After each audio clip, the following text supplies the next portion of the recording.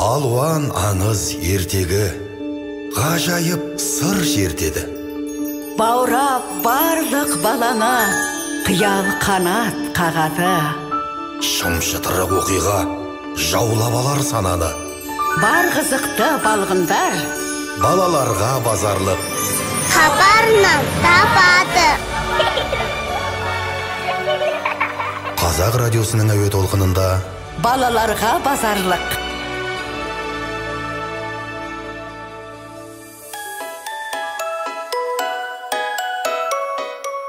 Сәлеметсіңдер ме достар? Қалдарыңыз қалай? Бүгін назарларыңызға Қарлығаштың құйрығы неге айыратты қазақ халқының ертегісінің желісі бойынша жазылған Қазақстан Республикасының мәдениет қайраткері, Қазақстан журналистер одағы сыйлығының лауреаты, бірнеше оқулықтың авторы, Қазақ радиосының ардагері Құдиярбек Ағыбаевтың ертегісін ұсынамыз. Балалар, қазақ анимациясының негізін салушы, режиссер Әмен Қайдаровтың Қарлығаштың құйрығы неге айыратты мультфильм естеріңде шығар. Бұл мультфильм 1967 жылы Шәкен Айманов атындағы Қазақфильм киностудиясында жасалған. Бүгінгі тыңдайтын ертегілеріңіз сол танымал шығарманың радио нұсқасы. Бұл ертегіні сіздер үшін арнайы оқыған Қазақ радиосының ардагері диктор Күләш Кәйләнқызы. Ендеше баршаңызды радио қабылдағышқа жақын келіп, зейін қойып тыңдауға шақырамыз.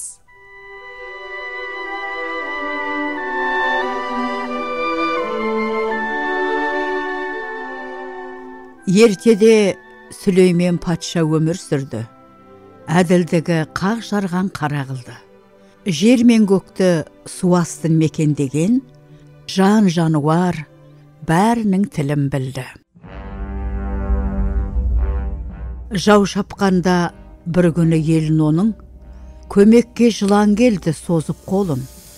Үлкен ерлік танытып, уын сеуіп, әлек салған дұшпанның кесті жолын.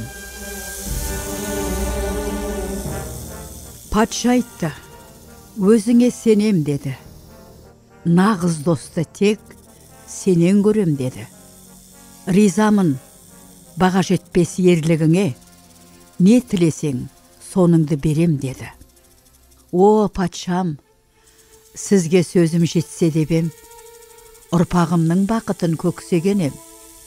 Жалғызақ тілеуім бар, жер бетінде, ең тәтті қанды сорып өтсе дебем. Деп жылан, сүйір тілін жылмаңдатты. Құйрығын оңды солды бұлғаңдатты. Қашанда хан сөзінен қайта алмаған, Сүлеймен көп толғанып, ойға батты.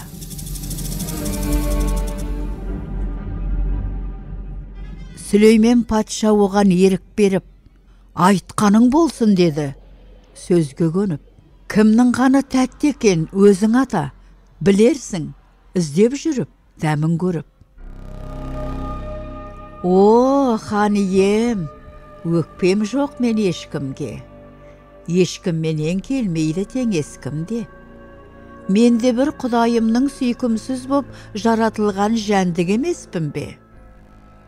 Өн бойымда жылу жоқ денем тастай.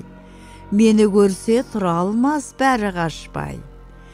Жек сұрын бір бейбақпын бәріне де, ешкім маған жүреді құшақ ашпай. Қанатым жоқ, құс болып самғай тұғын, аяғым жоқ, алысты қармай тұғын. Бауырымен жер сызған бейшарамын, дұшпанымды халым жоқ, аңдай тұғын. Көргенде жиырылған қайыз тәнді, тітіркентер түрім бар, тірі жанды. Құдайым сілекейді ұғып берсе, мен қалай ажыратам, тәтті қанды деп, жылан мүләйімсіп шерін төкті.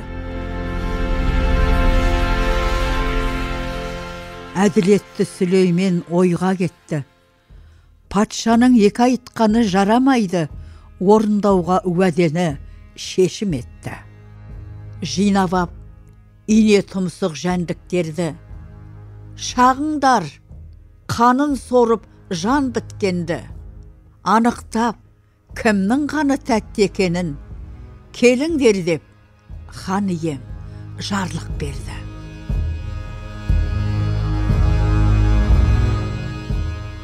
Шабармандар жан жаққа ұшып шықты.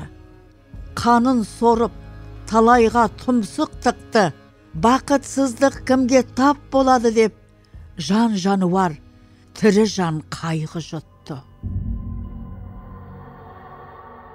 Хабаршы келетұғын әрбір күнді, қарлығаш күндертемен шолып жүрді.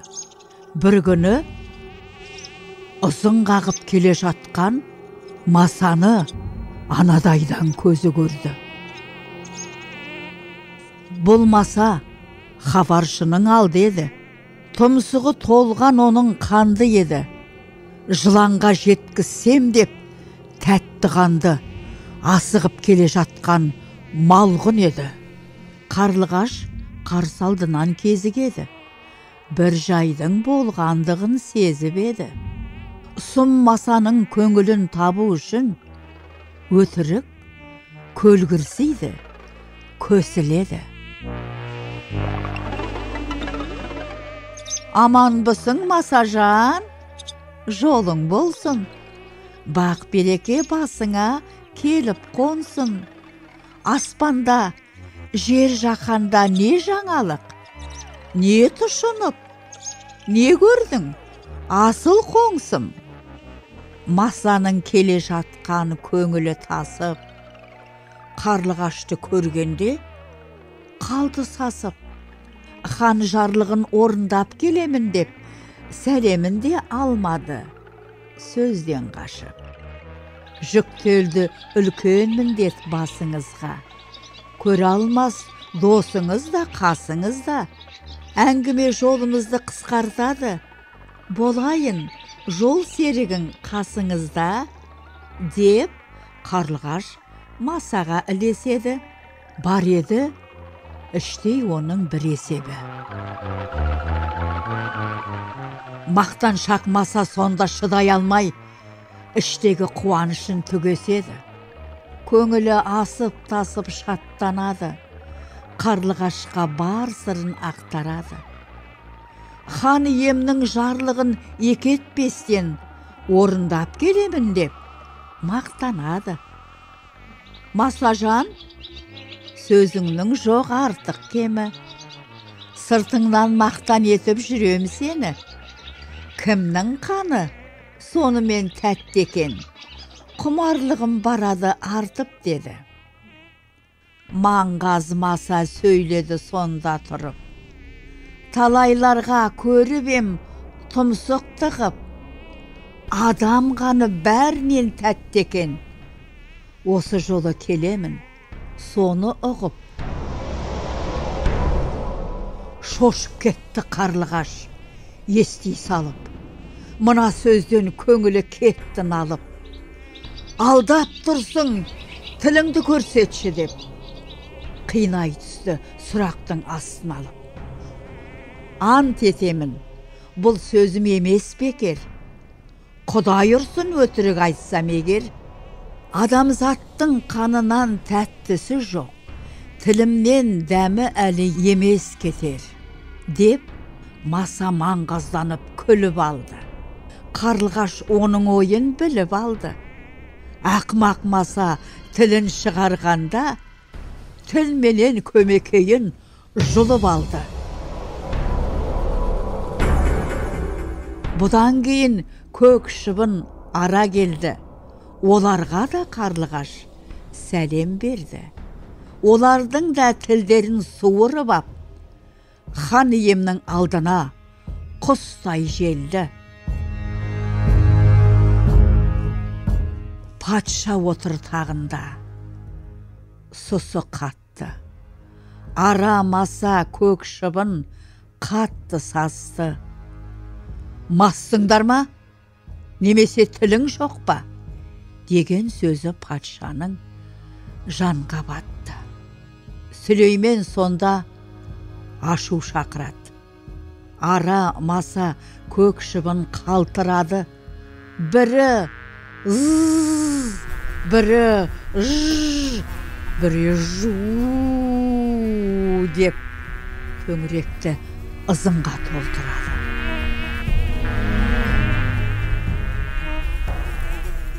Патша олардың ызыңын түсінбеді. Бұл не қылған сөзіңмен ісің деді. Не деп айтып тұрғанын түсінбедім. Барма деді сөздерін түсінгенің. Қарлығаш топ алдына шыға келді. Бас иіп патша ағзамға былай деді. Үшеуі тәтті деп тұр. Бақағанын. Жалғыз-ақ оған куә Құдай деді. Сүлеймен жария қып барлығына: жылан еке, құлақ сал жарлығыма, бақағанын бұйырттым саған деді. Екі сөйлеу жараспас хандығыма.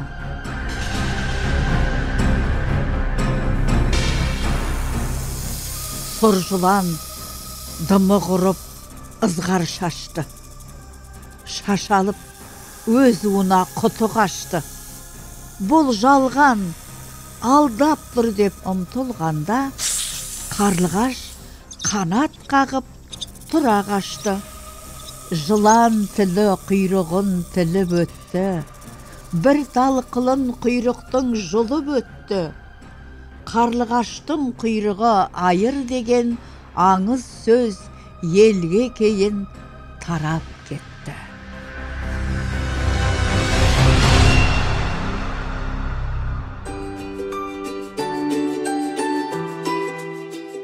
Қымбатты достар, сіздер Қазақ радиосының ардагері, журналист, Қазақстан Республикасының мәдениет қайраткері Құдиярбек Ағбаев аталарының «Қарлығаштың құйрығы неге айратты» ертегісін тыңдадыңыздар.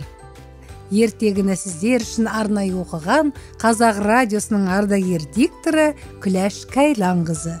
Ал ертегіні әуе толқынына дайындағандар Толқын Сұлтан және Қайсар Ердеш. Әуе толқында қайта кездескенше, хош сау болыңыздар.